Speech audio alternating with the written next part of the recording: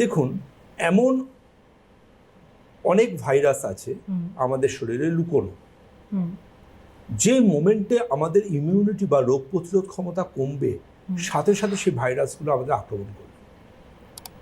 মানে ভাইরাসরা না আমাদের শরীরে উঁত পেতে বসে আছে।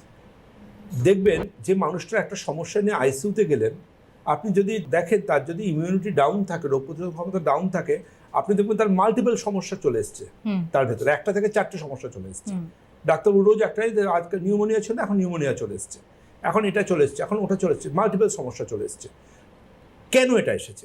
আমাদের ইমিউনিটি যদি কোনো কারণে ফল করে যায়, অর্থাৎ রোগ প্রতিরোধ ক্ষমতা যদি কোনো কারণে ফল করে, তাহলে কিন্তু অনেক আমাদের শরীরের মধ্যে ভাইরাস বা অনেক অর্গানিজম কিন্তু সাথে সাথে আমাদের আক্রমণ করে। এই ইমিউনিটি তো আমরা বাড়িয়ে তুলতে পারি, কিন্তু কি এমন জিনিস আছে যেখানে এই তৈরি করা ইমিউনিটি নামক দুর্গটা এক মুহূর্তে ভেঙে যেতে পারে?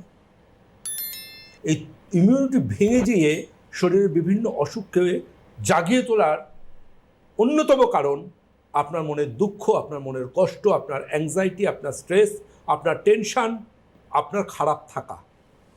আপনার ইমিউনিটিকে এরা কমিয়ে দেবে, কমিয়ে দিয়ে আপনার শরীরে অসুখ জাগিয়ে তুলবে। আপনি লক্ষ্য করে দেখবেন, যারা দীর্ঘকালীন মনোকষ্টে ভোগেন তাদের ফ্লু খুব বেশি হয়, ভাইরাল ডিজিজ বেশি হয়, তাদের গলায় ব্যথা, ঠান্ডা লাগা বারে বারে হয়।